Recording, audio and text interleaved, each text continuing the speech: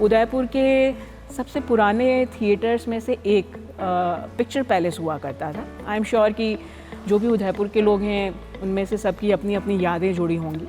So Picture Palace has this legacy of running the picture shows here. So हम सबका ये मन था कि क्यों ना हम ऐसा करें कि इस हॉल को as a performing area use करें।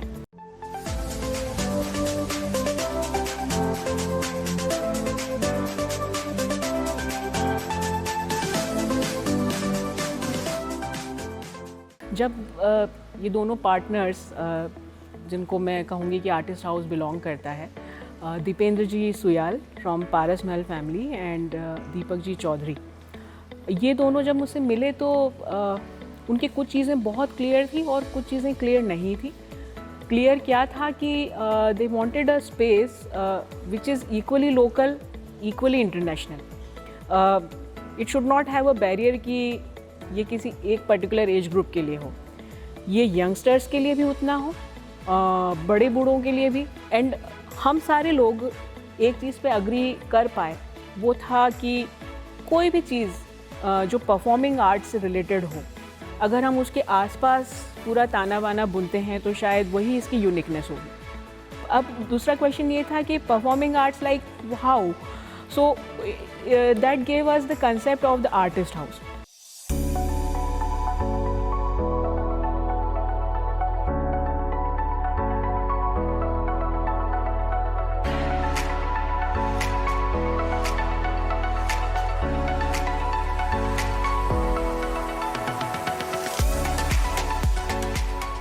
इसका नाम जो है द आर्टिस्ट हाउस, इसके पीछे का भी बैकग्राउंड इन अ वे यही है कि it is all about performing arts. Performing arts को देखते हुए खाना खाना, परफॉर्मिंग आर्ट्स को एंजॉय करते हुए कॉफ़ी पीना, जो लोग लिकर्स पसंद करते हैं उनके लिए बार परफॉर्मिंग आर्ट्स के साथ में यूज़ कर पाना, एंड सो ऑन। सो हम सबका ये मन था कि क्यों ना हम ऐसा करें कि इस हॉल को as a performing area use करें। सो जहाँ पे अभी हम स्टेज देखते हैं, ये स्टेज बेसिकली पहले की स्क्रीन हुआ करता था, और स्टेज के लिहाज से आगे का जो पूरा हॉल हमें मिलता है वो हॉल एक सफिशिएंट जगह थी जहाँ पे एक बड़ी गैदरिंग प्लान की जा सकती है। सो बड़ी गैदरिंग स्टोरी टेलिंग सेशंस के लिए, बड़ी गैदरिंग जब हम माइम शोज़ कर रहे हैं तब के लिए, बड़ी गैदरिंग जब कोई वोकल आर्टिस्ट क्लासिकल म्यूज़िक के साथ परफॉर्म कर रहा है तब के लिए भी, और तब भी जब डीजे शोज़ प्लान किए। सो डीजे शोज़ में हमें इसका फ़ायदा ये मिलता था कि this being a huge space, हम ज़्यादा लोगों को एक साथ कैटर कर पाएंगे, which is normally a problem in Udaipur properties, कि जहाँ पे बड़ा स्पेस नहीं था। दूसरा हमें इसी सब्जेक्ट ने एक आइडिया ये दिया कि अगर आपका परफॉर्मिंग एरिया सेंट्रल पार्ट है प्रॉपर्टी का, तो आप इससे कनेक्टेड जैसे विंग्स निकलती हैं उस तरह से अलग अलग विंग्स फॉर डिफरेंट यूजेस। जैसे this core idea is for all age groups. कुछ लोगों को कॉफ़ी के लिए जाना है, आप यहाँ आ जाइए। कुछ लोगों को पूल के लिए जाना है, आप यहाँ से सेंट्रल एरिया से यहाँ आ जाइए। आपका मन है कि मैं सिर्फ अपने रूम की डेक पे जाऊँ एंड सिर्फ इवनिंग्स एंजॉय करूँ, आप इधर से आके रूम में आ जाइए, या XYZ multiple options. So this gave us a design philosophy. So जैसे कि जिस जगह हम बैठे हैं यहाँ के जो लेवल्स हैं, इट हैज़ 3 tier अरेंजमेंट। एक जहाँ पे मैं बैठी हूँ, एक इसके ऊपर वाला और एक उसके ऊपर वाला। सो ये जो 3 tier अरेंजमेंट है, it is quite inspired with the opera houses England has, जहाँ पे वहाँ पे हायरार्की बेस्ड अरेंजमेंट होते हैं। यहाँ पे आइडिया ये था कि जो लोग पार्ट ऑफ फ्लोर डांसिंग या फ्लोर क्राउड का हिस्सा बनना चाहते हैं वो लोएस्ट लेवल पे रहें, जो लोग थोड़ा प्राइवेसी के साथ में लंबे समय बैठना चाहते हैं वो अपर पे रहें, और उससे अपर पे वो लोग जो किसी ऐसी कैटेगरी को बिलोंग करते हैं जिन्हें हम VIPs में काउंट कर सकते हैं। सेकेंडली, बाहर का जो पूल साइड एरिया है, which is like a French Pondicherry style architecture, which is a central courtyard which has a water body, tropical तरह के इसके आसपास पेड़ पौधे हैं। तो ये जो पेड़ पौधे हैं ये मेक श्योर करते हैं कि even if the theme is French Pondicherry style theme, तभी हम बैठे एक ट्रॉपिकल एरिया में हैं।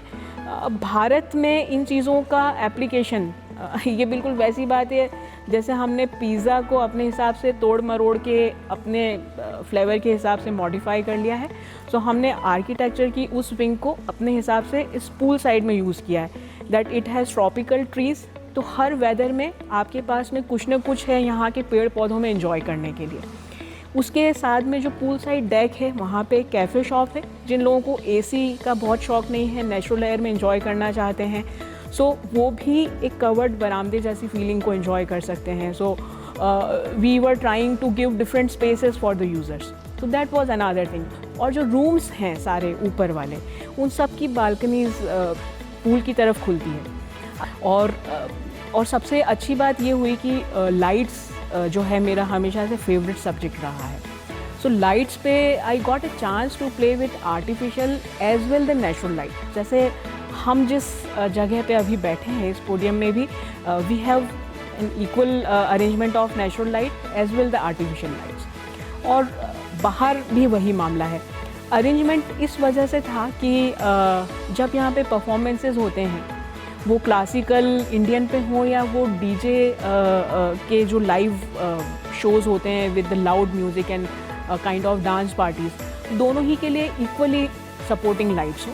आइडिया पूरी तरह से वही था। Having the bar in it we wanted a layering, कि ऐसा नहीं लगना चाहिए कि एक बार का काउंटर है जहाँ पे लिकर सर्व हो रहा है और उसी के कंटिन्यूशन में एक परफॉर्मिंग आर्ट का पोर्शन है। सो उसके लिए लाइट से बड़ा हेल्प कुछ भी नहीं हो सकता था। लाइट ने हमें हेल्प किया विदाउट किसी विजिबल बैरियर के। सिर्फ लाइट की डेंसिटी पे हमने प्ले करके इसको दो अलग अलग जोन्स में डिवाइड किया। पिज़्ज़ेरिया जो कि बाहर का विंग का हिस्सा है, रोड साइड, पिज़्ज़ेरिया का आइडिया ये था कि हमारे जो रीसेंट कलेक्टर रहे हैं IAS Rohit ji Gupta sir, I was fortunate enough to work with him quite a long way. तो सर यूज़ टू से कि अंजलि द इशू इज़ हमारे यहाँ के जो टूरिस्ट हैं उन लोगों के पास में एक सर्टेन टाइम के बाद में खाने के लिए कोई ऑप्शन नहीं होता है।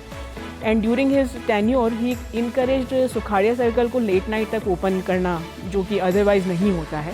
सो उसी ट्रैक पे हमने सोचा कि पिज़्ज़ेरिया एक ऐसा एरिया हो सकता है जो लेट नाइट एक ऑप्शन हो सकता है टूरिस्ट या स्टूडेंट्स या डॉक्टर्स के लिए एक ईट आउट की तरह। So we were just trying upon it. It gave certainly different areas to play with, materials, architectural skills, it comes in the connection. जैसे arches is a lost प्रजाति, जो खोई हुई प्रजातियाँ होती हैं जानवरों की, वैसे arches एक खोई हुई प्रजाति है आर्किटेक्चर की। सो हमने उसको बचाने का कोशिश किया है। Same is with the courtyard, ये भी एक खोई हुई प्रजाति है, हमने उसे बचाने का कोशिश किया है। एक और प्रजाति है जिसको फ्लाइंग बटरेसेस कहते हैं, जो पुराने कैथेड्रल्स में यूज़ होती थी डबल हाइट एरियाज़ को सेव करने के लिए। सो फ्लाइंग बटरेसेस की डिटेल पे हमने बाहर के रूम्स और लॉबी को जनरेट करने का कोशिश किया है। So we tried it and it worked out well. We tried achieving an international concept with local laborers, not very skilled one. Of course, जो मेरे फील्ड के लोग हैं वो रिलेट कर पाएंगे। ये प्रोजेक्ट जितना खूबसूरत रहा है, जितने अच्छे इसके लिए मुझे कॉम्प्लीमेंट्स मिले हैं, specially I would love to mention Venu Gopal ji, Shikha Purohit, Surbhi Giri, Priyanka Arjun, इन लोगों ने मुझे दिल खोल के कॉम्प्लीमेंट्स दिए हैं। So I would love to capture this opportunity to thank. In fact funny बात ये रहा कि कुछ लोगों ने इसे मिसअंडरस्टूड भी किया, which I take as a compliment, क्योंकि मुझे ऐसा लगता है कि जो चीज़ें मिसअंडरस्टूड की जाती हैं वो mostly talk of the town होती हैं, क्योंकि जब तक किसी चीज़ के बारे में बात नहीं होती उसे मिसअंडरस्टूड नहीं किया जा सकता। So this being my favourite project, मुझे बहुत खुशी हुई जब लोगों ने इसके बारे में बहुत बात की, बहुत कॉम्प्लीमेंट्स दिए, और एक सर्टेन ग्रुप ऑफ पीपल ऐसे भी थे जिन्होंने इसे गलत भी समझा। उन लोगों को शायद ऐसा लगा कि क्योंकि it is about the celebrating, हम लोग कई बार सेलिब्रेटिंग को एक गलत तरह से समझते हैं। मैंने देखा है कि काफ़ी बार यंगस्टर्स की क्वेरीज़ या स्कूल या कॉलेजेस में सेक्स एजुकेशन को लेके जिस तरह के मिक्स्ड वर्जन्स आते हैं, उस तरह के वर्जन्स हमें यहाँ पे भी मिले। किसी भी चीज़ की जो ज़रूरत होती है सोसाइटी को, वो इसलिए होती है क्योंकि हम अगर उसे सही तरह से पोर्ट्रे नहीं करेंगे तो वो हमेशा एक हिडन सब्जेक्ट बनता जाएगा। सो डांसिंग एंड पार्टीज़ को एंजॉय करना, इसके लिए अभी इट्स हाई टाइम कि हम इसे समझें कि ये फैमिली के साथ भी हो सकता है। इसको हमेशा गलत समझा जाना ज़रूरी नहीं है। So misunderstandings are big motivation, I will say, and I am a motivated one. So keep waiting for few further projects which might be again talk of the town, and we will be able to get your love and compliments as always.